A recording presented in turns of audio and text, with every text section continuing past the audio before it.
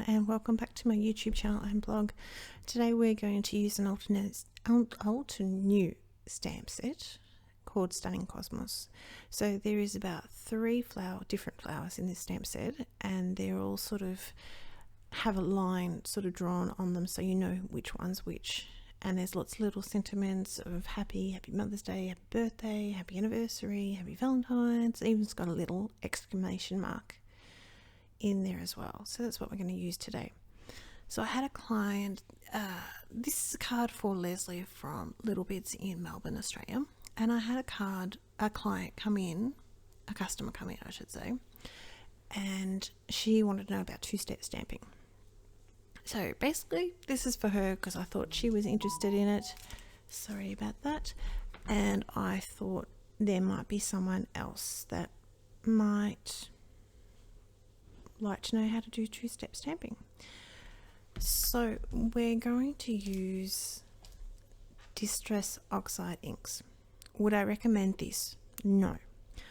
I've done this plenty of times with Distress inks, and I say that because I'm going to use a little bit of Copic, just a little bit, don't stress, but my pens were fine and I thought I'd give it a shot and see what it was going to do, basically. So it's a little bit of an experiment. So I've done this plenty of times with normal Distress inks, so that I would say not a problem, but that's my personal opinion. I've never had a problem with it. You need to make that your own personal choice. But the oxides I wouldn't recommend. They're much more paler, sort of, because they had that chalky sort of, because they're oxides, they're different. So we're going to use 2 reds, Abandoned Coral and Candied Apple, and we're going to use a walnut stain, and we're going to use black soot. So I'm going to stamp these all out, and off screen I'll stamp a couple more on some post-it note and mask out some of the flowers. But I'll do that all off screen and you'll just magically, it will appear. And what happens when I do the masking, there is a little bit of gap. So I'm going to use a little bit of one of the reds to fill in that gap. And I'm going to add a bit of shadow with some toner markers from the Copics.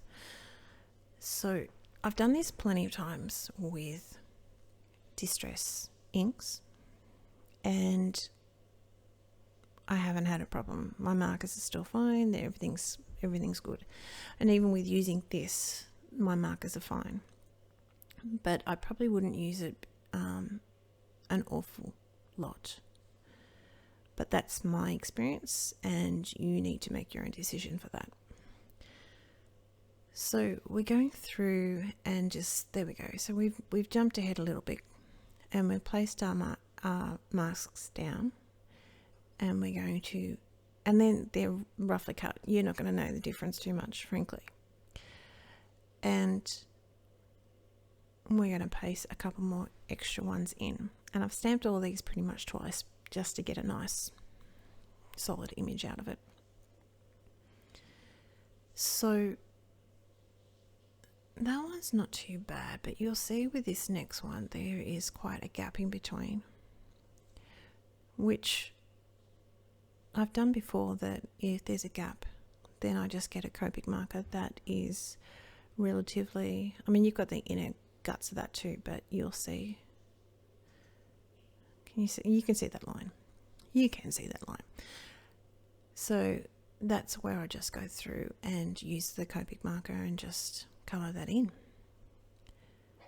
I decided to just use a normal acrylic block to stamp the second layer, but it's simply a matter of, in the lighter colour, stamp the solid image, and in the next, and it's like you could do 3-step stamping where you'd have the second layer would be your medium colour, and the third layer would be, so the one that has the most that you could stamp is your first layer. The next medium, next, how could you say it? The next stamp that has the most image that's going to stamp up. Does that make any sense? But you can see on the stamps, especially the ones that have 3, the top layer doesn't actually have very much shading to it because it's the darkest one. And this one only has 2, so it makes it nice and easy for new people. It's also got a stem, which we don't use.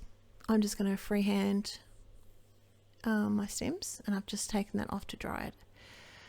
So off screen I started stamping in walnut stain, and then realised I was not recording. And again, I'm placing some of those down just because I didn't want to change my shape of my flower. And you can really see the gap there. And some of these flowers aren't, the masks don't even match, but it was like good enough. And then I've swapped some of the smaller little ones around a little bit. And then we'll go in with the black. And honestly, I probably would say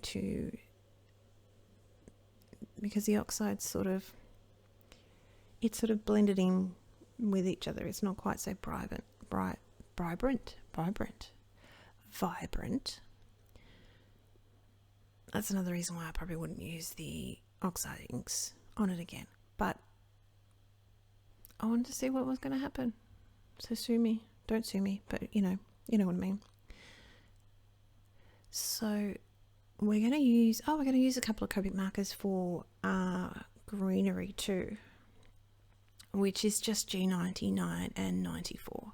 So this is where I've matched up the red of the poppy, and I'm just filling in those gaps. And I didn't just use the toner because I wanted to make sure that red was underneath the toner pen. That's why we're just using it. So I've wiped this pen off, and I've used this pen since. It's perfectly fine. I wouldn't do an awful lot with it, as in colour this way an awful lot. Now I started off with the T4 and the T2 toner pens. So they're very, they're not cool, they're very, well, they tone it. What I found was that I gave up and just used the T4 because you know what oxides do, where they lift a little bit of the ink. Even though this is dried, I still had a funny sort of, something funny happened to the colours. I want to say reaction, but I'm going to have a friend. It's not a reaction. Hi, Lynn. And she'll get a kick out of that. But it did do something weird. So this is where I've gone through and I've put all my colours down. And now I'm going to go through and do the stems. And I'm just freehanding it. I'm just, going, oh yeah, that one might look nice there. See, it's quite more vibrant there than it is today.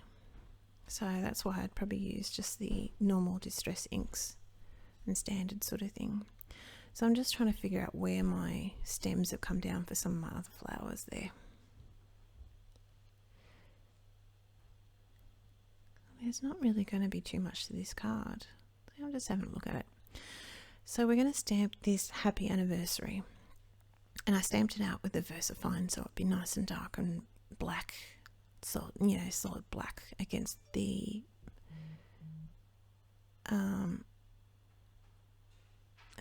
flowers there.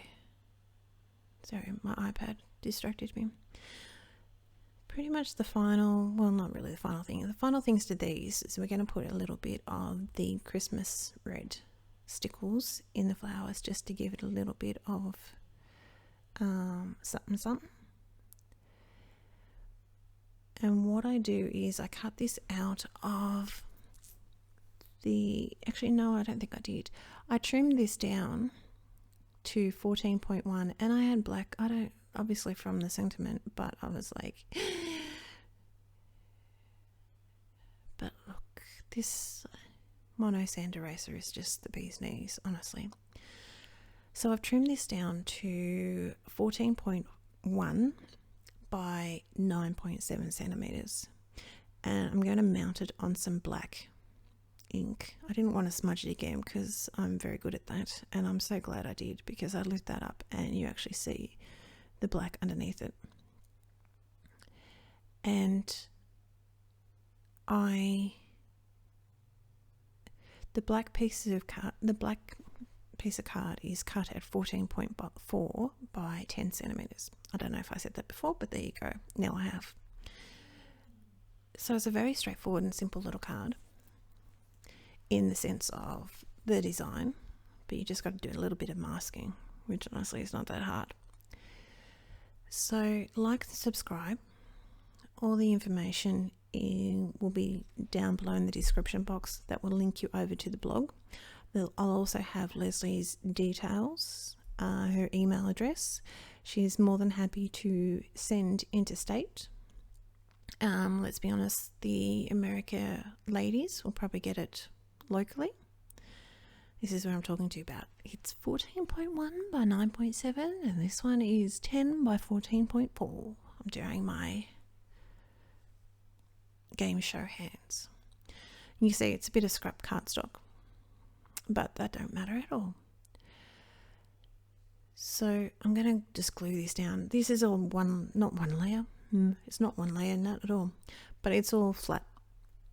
It's glued to the base, not raised up or anything. So yeah, Leslie's email address will be down below, with her phone number if you need anything. I bought this stamp set relatively recently, so she might still have some more hanging around, and I will, as I said before, you'll have a link to the blog with some close-up photos of the card and a list of the sort of the description and the inks that I used. Make sure if you like and subscribe, make sure you click on the little bell, which will notify you of when I upload next, so you can get it. Get notified straight away of what's happening and what I'm doing, if you wish. So that's it. That's my card. I hope you enjoy. I'll see you next time. Thanks for watching. Bye.